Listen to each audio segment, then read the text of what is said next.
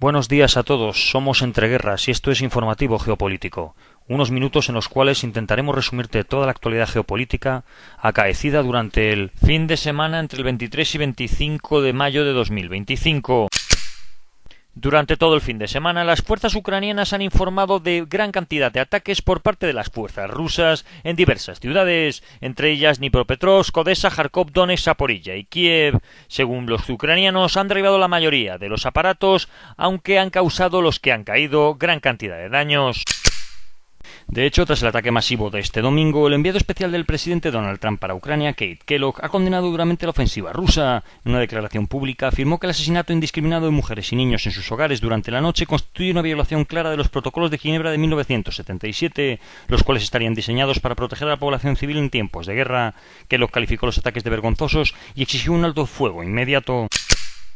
Según medios occidentales, las fuerzas rusas estarían preparando una gran ofensiva de verano sobre el óblast ucraniano de Sumy, mientras mantienen otra operación paralela sobre Kharkov. Los estrategas rusos apuntarían, según estos medios, a desgastar al ejército ucraniano mediante una guerra prolongada, maximizando su ventaja en efectivos y territorio. Mientras tanto, en el frente oriental, la atención se ha centrado en cortar las líneas de comunicación ucranianas, especialmente la autopista H-32, que conecta Pokrovsk con Kastanovka, lo que refleja la intención de Moscú de culminar su conquista del este de Ucrania este verano. Un analista militar alemán pro-ucraniano ha confirmado que continúa produciéndose un colapso del frente ucraniano de manera local al sur de Konstantinivka, en el óblast de Donetsk, ya que durante los últimos 10 días las fuerzas rusas han logrado capturar Pradivka y Nativka en la mayor parte de Zorya. El portavoz de la Fuerza Aérea Ucraniana, Yuri Ignat, ha afirmado que Rusia ha mejorado sus misiles balísticos incorporando señuelos de radar y maniobras evasivas, lo que complica su intercepción incluso por sistemas tan avanzados como el Patriot. Aunque estas mejoras no hacen imposible su derribo, Ignat ha destacado que los misiles ahora siguen trayectorias cuasi balísticas, dificultando el cálculo de su punto de impacto por los sistemas defensivos. También ha señalado que los socios occidentales están trabajando en actualizar sus capacidades para enfrentarse a estas amenazas. A lo largo de todo el fin de semana, fuerzas rusas y ucranianas han intercambiado prisioneros. Fueron 270 el viernes, con 120 civiles adicionales, el sábado 307 militares y el domingo otros 303 prisioneros de guerra. Esto culminaría ese acuerdo de 1000 por 1000 prisioneros de guerra que habían prometido ambas delegaciones en su reunión en Estambul. Ucrania habría propuesto que los países de la Unión Europea comiencen a financiar parte de las fuerzas armadas ucranianas directamente a partir de 2026. Según el ministro de Finanzas ucraniano, Serhiy Marchenko, Kiev ha presentado un plan para integrar su ejército en el sistema de defensa europeo, permitiendo que los países socios contribuyan económicamente a su sostenimiento. Marchenko ha asegurado que este apoyo representaría solo una fracción del PIB de la Unión Europea y podría considerarse como parte del gasto de defensa comprometido ante la OTAN. Ha defendido la propuesta como una vía más rápida y rentable para reforzar la seguridad europea, en comparación con la construcción de ejércitos nacionales desde cero. El gobierno ucraniano ha dicho que quiere que Donald Trump esté presente en una hipotética reunión entre Volodymyr Zelensky y Vladimir Putin. El excomandante en jefe ucraniano y actual embajador en el Reino Unido de Ucrania, Valery Zaluzhny, ha dicho que literalmente Ucrania no es capaz de librar otra guerra en términos demográficos y económicos y ni siquiera deberíamos pensar en ello. También ha afirmado que Ucrania no podrá recuperar los territorios ocupados por Rusia, diciendo de nuevo literalmente: espero que no quede nadie en esta sala esperando un milagro, un cisne blanco que traiga la paz en Ucrania, restablezca las fronteras de 1991 o 2022. En Oriente Próximo, la Fuerza Aérea israelí afirma que ha atacado más de 200 objetivos en la Franja de Gaza durante el fin de semana. Los objetivos, según el ejército israelí, incluían lanzadores utilizados para disparar cohetes al sur de Israel. Otros objetivos serían operativos terroristas, edificios utilizados por los grupos, túneles y otras infraestructuras. Además, el ejército afirma que las fuerzas terrestres han abatido varios operativos y destruido edificios con trampas explosivas, infraestructura de túneles, puestos de lanzamiento de misiles contra carro y otros lugares utilizados por grupos terroristas. En una visita a la Franja de Gaza, el jefe del Estado Mayor de Israel, Eyal Zamir, ha asegurado que Hamás está bajo gran presión tras perder la mayoría de sus recursos y capacidad de mando. Ha afirmado que las operaciones militares se están intensificando según lo previsto y ha subrayado que la guerra no será interminable, sino que se busca cortar el conflicto cumpliendo los objetivos militares lo más rápido posible. La oficina de prensa del gobierno de la Franja de Gaza dice que el ejército israelí controla de hecho el 77% de la franja, mediante lo que han denominado genocidio continuo y limpieza étnica. Según un informe conocido este fin de semana, palestinos y soldados israelíes habrían denunciado que el ejército de Israel utiliza sistemáticamente a civiles palestinos como escudos humanos en Gaza, obligándolos a entrar en edificios o túneles en busca de explosivos o milicianos. Esta práctica, prohibida por el derecho internacional, habría sido frecuente durante los 19 meses de guerra. El ejército de Israel, por su parte, niega oficialmente estas acusaciones, alegando que prohíbe estrictamente el uso de civiles en operaciones militares y que ya ha iniciado investigaciones sobre algunos casos sin ofrecer más detalles. También ha culpado a Hamás por las numerosas víctimas civiles de Gaza. A pesar de estas afirmaciones, al menos 7 palestinos han dicho haber sido forzados a colaborar en operaciones militares y 2 soldados israelíes han confirmado la existencia de esta práctica sobre el terreno. Según el diario Al-Sharq Al-Aswad, Hamás se enfrenta a la peor crisis financiera desde su creación. Parece ser que el grupo solamente ha podido pagar unos $250 a sus trabajadores civiles en Gaza desde hace 4 meses, mientras que los combatientes de Al-Qassam no reciben salario desde hace 3 meses. Además, existe un vacío administrativo en el gobierno de Gaza, agravado por los ataques israelíes contra los líderes políticos de Hamás, lo que dificulta el funcionamiento institucional de la organización. Este domingo se ha celebrado en España la segunda reunión del Grupo de Madrid, una iniciativa diplomática liderada por países europeos y musulmanes para buscar una solución al conflicto entre Israel y Palestina. El ministro de Exteriores español, José Manuel Álvarez, propuso medidas concretas para presionar al gobierno israelí, incluyendo un embargo de armas, la suspensión del acuerdo de asociación entre la Unión Europea e Israel y la revisión de las listas nacionales y europeas de personas sancionadas. Álvarez ha subrayado que es urgente avanzar hacia una solución de 2 estados y ha advertido que el tiempo corre en contra del Estado palestino. Mientras tanto, el ejército israelí ha anunciado que su objetivo es ocupar el 75% de la franja de Gaza en un plazo de 2 meses.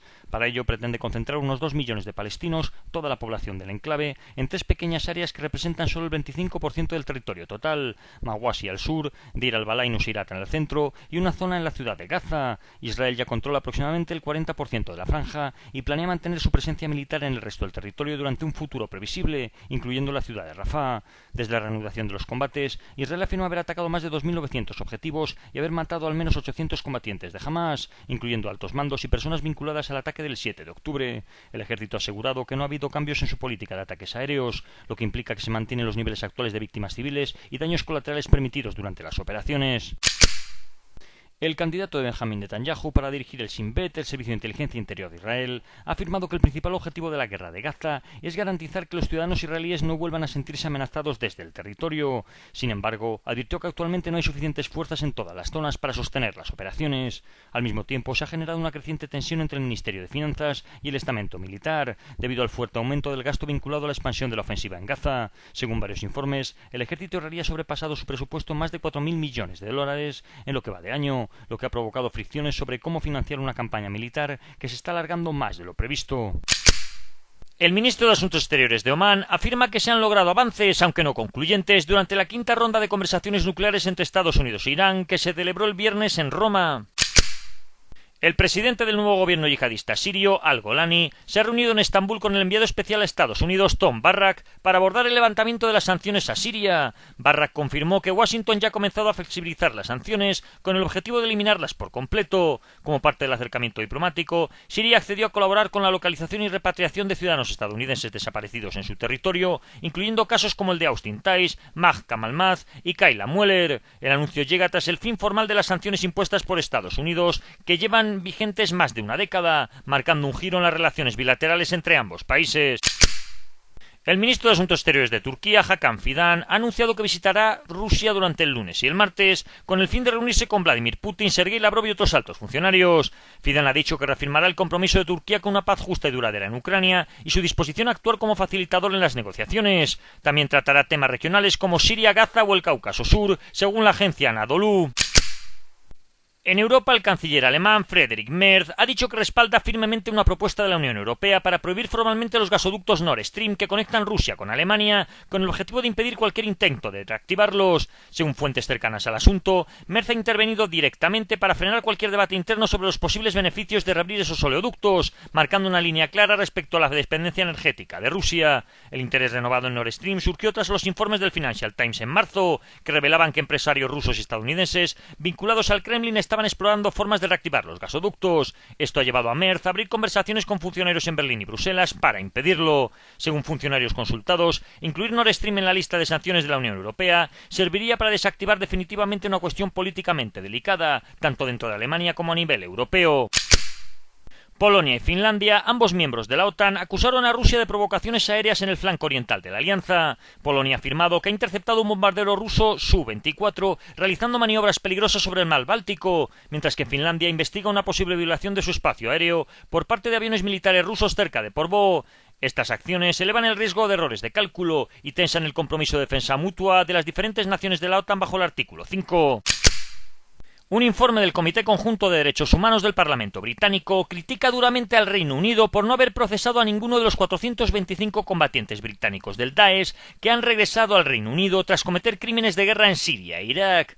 Pese a años de investigación, no se ha logrado ningún enjuiciamiento por crímenes internacionales, lo que el comité considera inaceptable. Su presidente, David Dalton, ha afirmado que el Reino Unido tiene la responsabilidad de juzgar esos crímenes, aunque se hayan cometido en el extranjero. Durante una visita a Belgrado, la jefa de política exterior de la Unión Europea, Kaja Kallas, advirtió que Serbia se enfrenta a una decisión estratégica sobre su orientación geopolítica, subrayando que su adhesión a la Unión Europea depende de los valores que decida adoptar el país. Kaja Kallas expresó su incomprensión ante el respaldo a Rusia en medio de una guerra contra Ucrania. Insistió que aunque la adhesión a la Unión Europea sigue siendo un objetivo declarado por los líderes serbios, se necesitan acciones concretas para respaldar ese compromiso. Enfatizó que no hay atajos para entrar en la Unión Europea. Serbia debe implementar reformas profundas, incluyendo medidas en favor de la libertad de prensa, la lucha contra la corrupción y la reforma electoral. Kallas también se ha reunido con estudiantes que han liderado las recientes protestas masivas y ha defendido la autonomía universitaria como parte del camino hacia una Serbia más democrática. La alta representante Kaja Kallas también ha condenado los recientes bombardeos rusos sobre Ucrania durante el fin de semana, destacando la brutalidad de los ataques y el sufrimiento infligido a la población civil. Después de expresar sus condolencias a las familias afectadas, ha denunciado la intención de Rusia de continuar devastando el país. Kallas ha hecho un llamamiento a la comunidad internacional para intensificar la presión sobre Moscú con el fin de lograr el fin del conflicto. El 27 de mayo, el Consejo de la Unión Europea celebrará una audiencia sobre Hungría en el marco del procedimiento del artículo 7, que podría llevar a suspender su derecho de voto por violaciones sistemáticas de los valores fundamentales de la Unión Europea. Sería la octava audiencia desde que el Parlamento Europeo inició el proceso en 2018. La reunión se produce mientras la Unión Europea explora opciones para evitar que Hungría bloquee la adhesión de Ucrania. La alta representante Kaja Kallas señaló que existen planes alternativos en caso de que Budapest intente vetar dicha candidatura. Según Vladimir Putin, Rusia seguiría estando entre los 5 principales líderes del mercado mundial de armamento, manteniendo posiciones de liderazgo en muchas áreas. Ha dicho que este indicador confirmaría una vez más la calidad, fiabilidad y eficacia de los productos militares rusos. En Estados Unidos, el vicepresidente J.D. Vance declaró ante los graduados de la Academia Naval que la administración Trump busca evitar misiones indefinidas y conflictos prolongados, priorizando el uso del poder militar solamente cuando existan objetivos claros. En su discurso, Vance destacó que el enfoque no implica ignorar amenazas, sino actuar con disciplina. Ha criticado los intentos fallidos de construir democracias en Oriente Próximo y Medio como ejemplo de intervenciones costosas e infructuosas. Ha subrayado que bajo Trump las decisiones militares se tomarán con cautela, pero se ejecutarán con fuerza y claridad cuando sea necesario. Donald Trump ha propuesto imponer un arancel del 50% a las importaciones de la Unión Europea a partir del 1 de junio de 2025, debido al estancamiento de las negociaciones comerciales con Bruselas. Trump ha expresado su frustración por la falta de avances y ha criticado la postura de la Unión Europea de reducir aranceles a cero, mientras él defiende un impuesto base del 10%. Ha comparado la situación con China, a quien recientemente se le han reducido los aranceles al 30% para facilitar las negociaciones. Ha aclarado que no habrá arancel si el producto se fabrica en Estados Unidos. Estados Unidos ha anunciado que impondrá sanciones a Sudán tras determinar que el ejército del país ha utilizado armas químicas contra las fuerzas de apoyo rápido. Las sanciones incluirán restricciones a las exportaciones estadounidenses a Sudán y un bloqueo al acceso de las líneas de crédito del gobierno de Washington. En la frontera sur de Estados Unidos, los cruces ilegales parece ser que han caído drásticamente, con una reducción superior al 90% respecto al mismo periodo del año anterior. Según la patrulla fronteriza, en sectores como El Paso, que solían registrar altos niveles de actividad, los encuentros con migrantes han bajado de más de 30.000 a menos de 2.000 durante el mes de abril. Esta caída coincide con una política migratoria más estricta implementada por la administración de Donald Trump, que ha despegado 6.800 soldados y vehículos con tecnología avanzada en la zona, además de declarar grandes extensiones de tierra como área de defensa nacional. A pesar de estos avances, las autoridades reconocen que aún no se ha logrado un control total de la región. En nuestra querida Iberoamérica, las protestas han estallado en Bayamo y Cienfuegos, Cuba, donde los residentes han soportado más de 36 horas sin electricidad. En el barrio La Bayamesa, en Bayamo, la gente ha marchado con linternas y ha coreado consignas antigubernamentales. Se han desplegado fuerzas especiales y perros de ataque para sofocar los disturbios. Apenas 2 días antes, las autoridades intentaron explicar la crisis energética en un programa de televisión que muchos cubanos no pudieron ver precisamente debido a los continuos apagones. En Asia, Nibe Limited, un destacado fabricante indio de sistemas de defensa, ha anunciado la recepción de un pedido de exportación valorado en 17,52 millones de dólares por parte de una reconocida empresa de tecnología israelí. El contrato contempla la producción y entrega de lanzacohetes universales con un alcance de hasta 300 kilómetros, una tecnología de alta sofisticación que se fabrica por primera vez en la India para el mercado internacional. Este acuerdo representa un avance significativo tanto para Nibe como para la industria nacional de defensa india y se enmarca en las iniciativas gubernamentales de fortalecer la autosuficiencia y promover la producción nacional india bajo los programas Atmanirbhar Bharat y Make in India. Un informe confidencial filtrado de la Fuerza Aérea de Pakistán ha revelado un severo impacto causado por los ataques de la Fuerza Aérea de la India durante la operación Sindoor, información que hasta ahora se había mantenido en secreto. El documento detalla que al menos 7 bases aéreas pakistaníes, junto con instalaciones clave, redes eléctricas y sistemas digitales, sufrieron daños considerables. La base más afectada fue la de Nurkan, en Rawalpindi, aunque también resultaron comprometidas bases clave como la de Mushaf, Minhas, Baisal, Alam, Masror y el cuartel general de las Fuerzas Armadas pakistaníes en Islamabad. El informe subraya la necesidad urgente de reparar equipos y restablecer la capacidad operativa, destacando que la operación india, a pesar de su escala limitada, dejó en evidencia la vulnerabilidad de la infraestructura militar pakistaní y la falta de preparación para responder a un ataque de esta magnitud. Rusia y China han firmado un acuerdo para construir una central nuclear en la Luna con el objetivo de abastecer de energía a la futura Estación Internacional de Investigación Lunar, un proyecto conjunto que prevé estar operativo en 2036. Este desarrollo contrasta con la reciente propuesta de la NASA de cancelar su plan para una base lunar orbital. Según el jefe de Roscosmos, Yuri Borisov, la instalación del reactor se realizará probablemente sin intervención humana directa, utilizando sistemas autónomos, aunque no se han revelado todos los detalles técnicos. La base lunar, que se ubicará en el polo sur de la Luna, servirá para investigaciones científicas avanzadas y probará tecnologías para misiones no tripuladas prolongadas con vistas a una futura presencia humana. Hasta ahora 17 países, entre ellos Egipto, Venezuela o Sudáfrica, se han sumado al proyecto, cuya primera etapa comenzará con la misión china Chang'e 8 en 2028, que contempla el primer alunizaje tripulado de este programa. En África, el Senado de la República Democrática del Congo ha aprobado por amplia mayoría levantar la inmunidad del expresidente Joseph Kabila, abriendo la puerta a su enjuiciamiento por cargos graves relacionados con el conflicto en el este del país. Con 88 votos a favor y solo 5 en contra, la Cámara Alta respaldó la solicitud del gobierno para procesar a Kabila por su presunta colaboración con el grupo armado M23, apoyado por Ruanda y activo en la región oriental rica en minerales. Kabila, quien gobernó la República Democrática del Congo entre 2001 y 2019, podría ahora enfrentarse a un juicio en tribunales militares por cargos de traición, crímenes de guerra, crímenes contra la humanidad y participación en un movimiento insurreccional, en un caso que podría reconfigurar la política congoleña y profundizar en las tensiones internas del país. En Nigeria, bandas armadas han matado a más de 30 personas en varios ataques en las aldeas de Munga y Magani, en el estado de Taraba, al noroeste del país. Según ha confirmado el gobernador del mismo, Agbu Kefas, los ataques ocurrieron de madrugada y también han provocado el desplazamiento de decenas de personas. Kefas ha condenado la violencia y ha asegurado que se han activado medidas de seguridad para evitar nuevos ataques y llevar a los responsables ante la justicia. Y esto ha sido todo por hoy. Si queréis profundizar en las noticias que hemos comentado, leer alguna de ellas o visualizar diferentes vídeos de actualidad, os recordamos que estamos en la aplicación Telegram, con nombre de usuario @entre_guerras. Que tengan un buen día y recuerden el main.